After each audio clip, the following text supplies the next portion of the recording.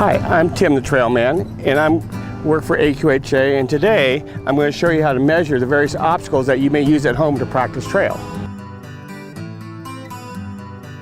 When you're using a measuring tape, when you're using a tape measure, this is what I tell everyone. I say there's a dumb end and a smart end, and all that means is this. The dumb end is the part of the tape where it's always stationary, and the smart end is the guy who actually has to read the number, okay? The trick to laying a tape down, okay?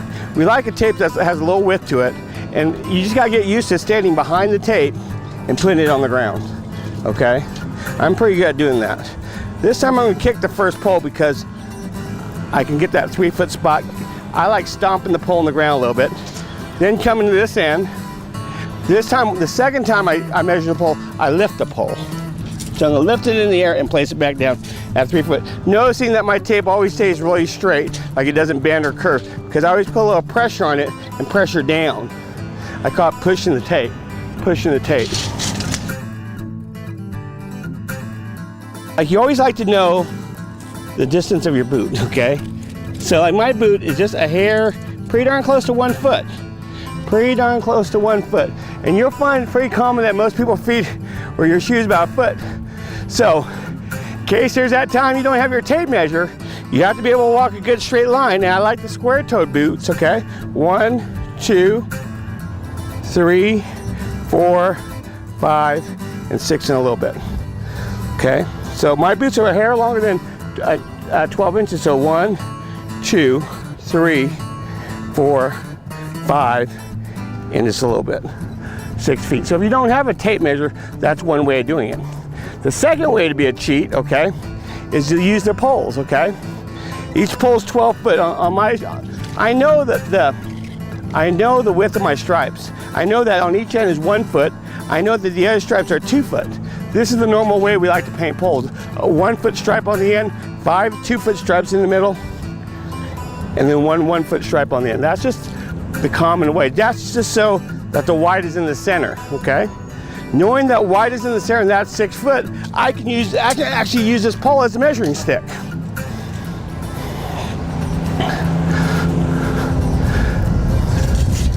So from the inside of that pole to the center of this white stripe, I know it's 6 foot.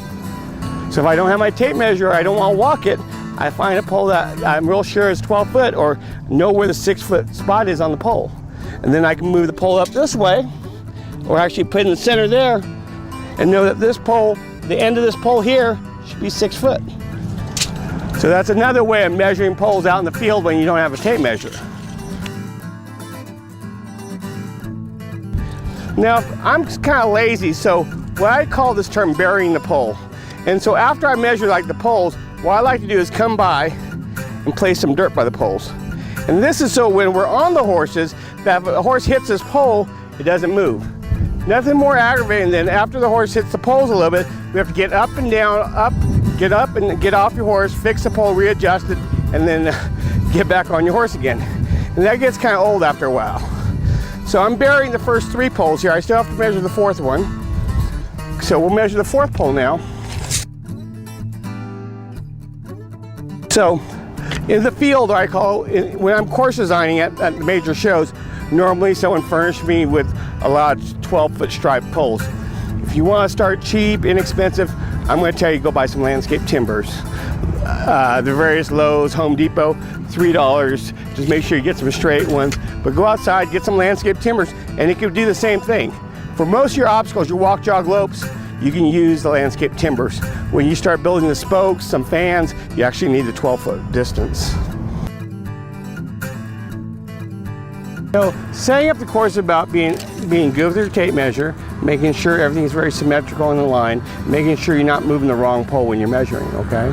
Always, like I said, always the distances are inside, and you just gotta make sure the poles are parallel. Make sure that the wood that you're using, whether it be a 12-foot 4x4 or a natural pole like we use in the field, that's always straight, okay? A lot of times you'll find poles that warp a little bit. So one end is a little bendy and the distance of that end is different from the distance from this end. So you gotta make sure you know which boards are straight and which are crooked. And then another thing is when you use a shorter pole, like an 8-foot landscape timber, that reflects the distances too, like on your fans and everything. Like I wouldn't do that 8-foot pole fan with a 1-foot increment in the center, because there's not enough length of pole, it wouldn't be the correct position. Actually, it has to be a little wider. Okay, it has to be a little wider gap if you use a landscape timber. You know, when I do my clinics or I give my lessons, I tell my friends all the time, you have to trot, okay? Trotting is the one gear that they don't do enough of, okay? A lot of people don't want to trot because it's a rough gear. A lot of people don't want to trot because it's not smooth, okay? You'll find that if you use the pleasure jog or horsemanship jog, it's a shorter distance trot. So when you have 3-foot trot overs, by the time you get to the second or third pole, you're probably starting to hit some with the back of your legs because you're probably not having enough impulsion on the trot. So I'm telling people all the time, whether you like it or not, you have to trot. The other second thing is doing your slow obstacles, your back and your box. It gets hot. No one wants to practice the slow stuff. We want to lope all day long. So you'll find a lot of people like to lope, but they don't want to do the basics. And when you skip the basics on your green horses or your intro horses, that it'll catch up to you, because it's very important to have good foundation. One thing I would tell everyone is all about signal response. You send the signal, the horse responds to your signal. The other thing I say is where you look is where you land. So wherever you tell your horse to do, that's where they're going to position their feet, okay? The other thing is in the field, lots of transitions. I love to see lope to trot. I like to see trot to lope. I like to see walk to trot, walk to lope. I like to see how you make the transition prior to going over the wood. So I'm going to tell you, it's not only, I call it dancing over the wood, horsemanship over the wood. You have to have the skills that you would have like in a horsemanship class, along, you know, your horse in control, making great transitions, going forward to a higher gear, plus going back down to a lower gear. Hopefully today we've showed you how to measure some courses, measure some obstacles you can use at home, a few tips about, you know, prepping your horse and showing. All I know is that you need to practice, okay? Like shooting basketballs, throwing a football, whatever you do, it's all about repetitions, doing your practicing. It's about having the proper equipment to use, and then go from there, and it's one pole at a time. Thanks. Thanks for watching. Want to take your trail horse to the next level?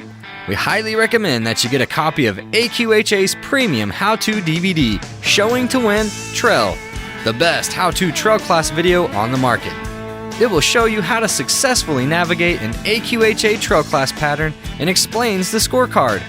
Learn what the judges are looking for and how to get a step ahead with help from some of the most respected and successful AQHA professional horsemen, judges, and exhibitors. Visit AQHAstore.com to order your copy today directly from Quarter Horse Outfitters. Showing to Win Trail is your bridge to success in the AQHA Trail class.